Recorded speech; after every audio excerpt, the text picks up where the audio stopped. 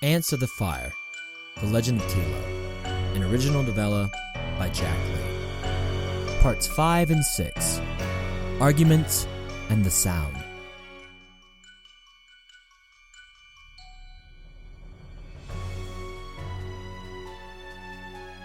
Part 5, Arguments. Nurse realized that she was hungry. She made her way to the clearing in a rush. She didn't know how much Telo would be able to eat. She didn't want to have spent all this time and effort protecting and providing for Telo only to watch Telo's outer shell explode from such an engorged belly. When she approached the carcass, she realized there was no sign of Telo. She crept around the cricket's body, making a few passes to see if Telo had passed out from exhaustion, or maybe sustained an injury that Nurse could not see from her perch. Nurse stepped inside the cricket's hollow body. Still no sign of Telo.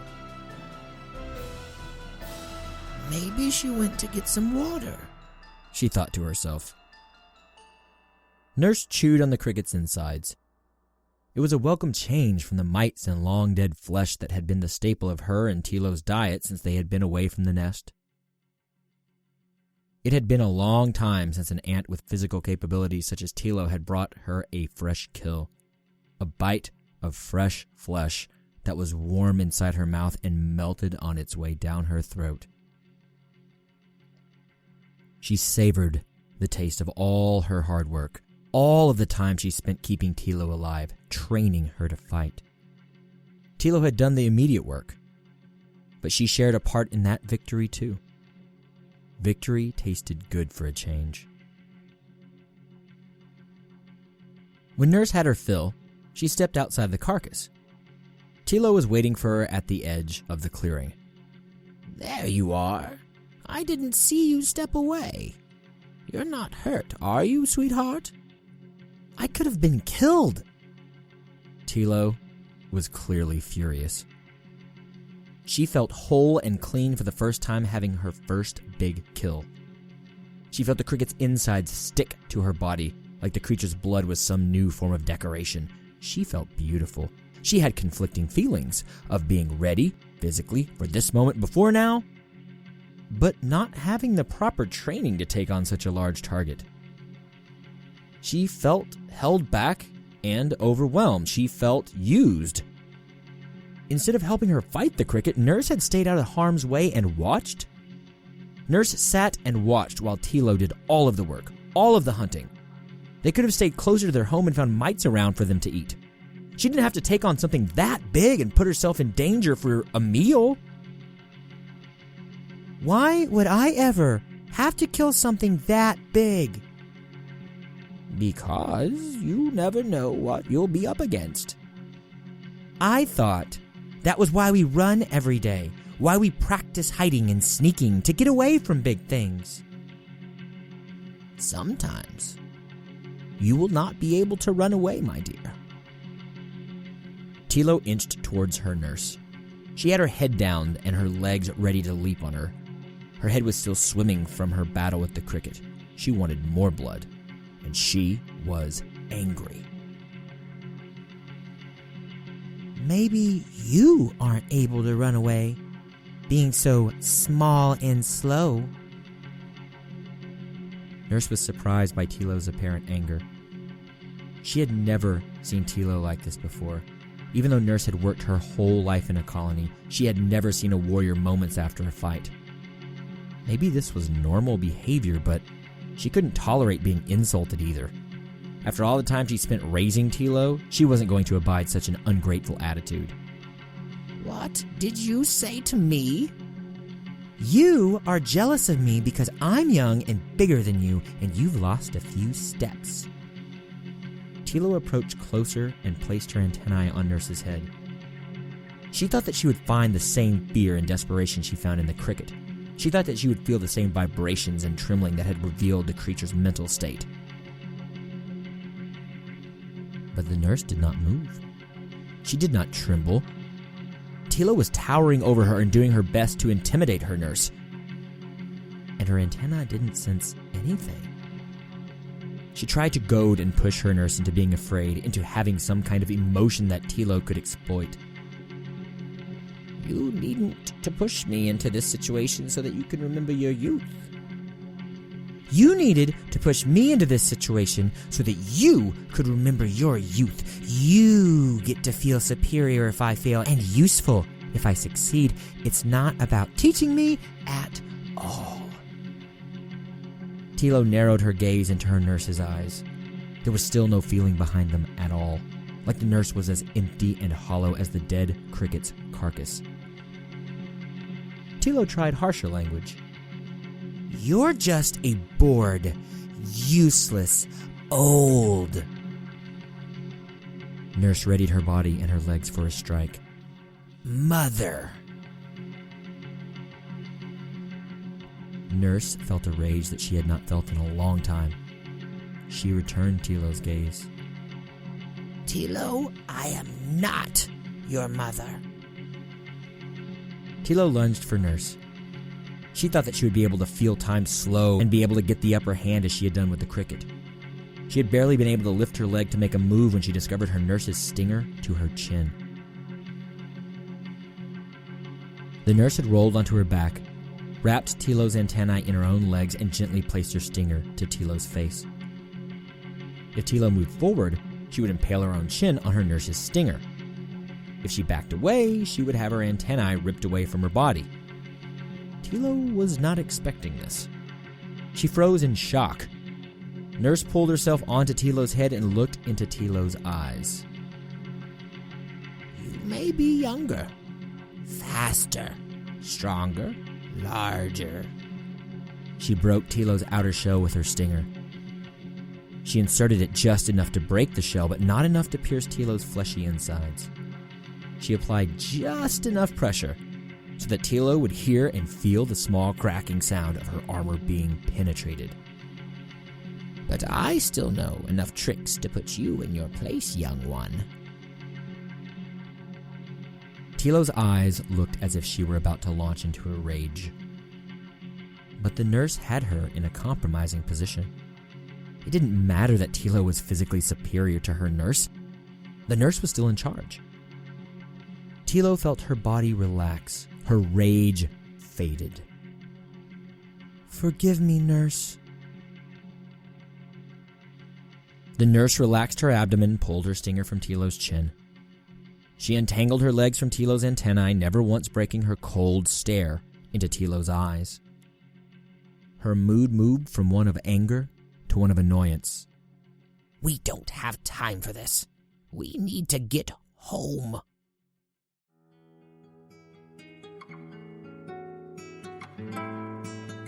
Part 6. The Sound.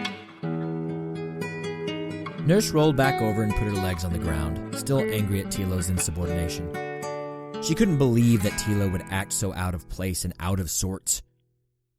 After caring for Telo, training her to be a warrior even though she had no experience herself, this was ridiculous. Telo had already been a tremendous disappointment for not being what she was meant to be, and here she was being so ungrateful. But Telo didn't know what she was supposed to be. The nurse had not told her that story yet. The nurse also understood Telo had never been among her own class in a colony. She had only ever been around that forsaken hole in the ground.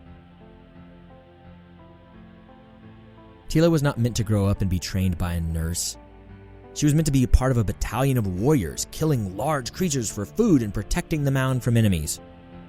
Telo was meant to fight creatures large and small. Telo was meant to kill. They made their way back toward their home. Telo walked with her head low. She was ashamed and embarrassed that she had let the excitement of the kill stir up her emotions. She had attacked her own nurse, the only family or friend she had ever known. What if she had killed Nurse? She'd be out in this grassy jungle all by herself, all on her own. Nurse tried to move past the conflict. It was a long trip back home. She had already decided, after Telo's brilliant display, that they would embark on the long journey back to their family the next day. She also needed to tell Telo about their family. Telo didn't even know why she wasn't part of a colony. That was an impressive display, Telo. I am proud of you. Nurse had not offered any words of praise to Telo since the discovery that Telo would be a soldier. Were soldiers trained with words of encouragement? It didn't matter. It was time Telo knew why they were out in the wilderness alone. Since you brought up the subject earlier, it is time that I tell you about our mother. Why we are here. Are you finally going to tell me about your dreams? About home? Our home is not our home anymore. It has been corrupted. Its natural order disturbed. Our mother was once our queen, but now she and the rest of our sisters are slaves. We are sisters? Why didn't you tell me? Because I thought you were going to be something else. I thought you were going to turn out quite differently. But here you are, and now that you are ready, it is time for us to go back home and free our Nurse heard a sound in the distance. A faint group of small vibrations that stopped her in her tracks. She looked into the sky and didn't see anything that looked like a threat. There was a bee overhead and a grasshopper leaping from leaf to leaf in the distance. Our what? Be quiet. I hear something, Nurse said. She took a step back and noticed the grass around her. The blades were swinging and moving as if a gentle breeze had crept across the terrain. But the grass wasn't moving at all ahead of them in the distance. It was still. Then the sound became louder. Nurse recognized it as the beating of wings. Not large wings like those of a butterfly, but small wings buzzing like a grasshopper on a long flight. The grass around them shook and moved, swaying in a breeze that was growing more and more heavy and violent. Do you hear that, Telo? What is that sound? Nurse finally spotted the source of the disturbance in the distance. 3 horrid flies were approaching. The breeze began howling. Nurse had never seen creatures like these before. She had seen many flying creatures in the sky, but none that paid her or Telo any attention. They looked somewhat like regular flies, only with longer, sharper legs, meaner legs. The flies began to descend toward them, picking up speed as they got closer. Nurse noticed they had something resembling a stinger protruding from their abdomen. Whatever they wanted with the 2 ants, it was not going to be good. The flies' descent turned into a dive. Telo? What are they doing, do you think? Run!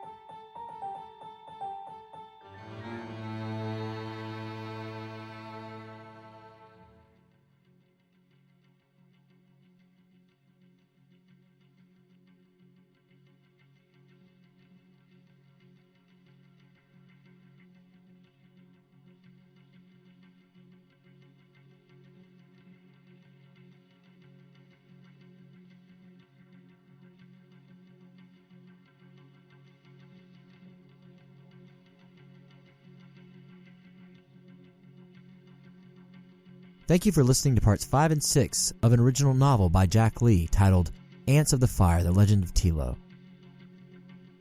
Part 5 is titled Arguments and Part 6 is titled The Sound.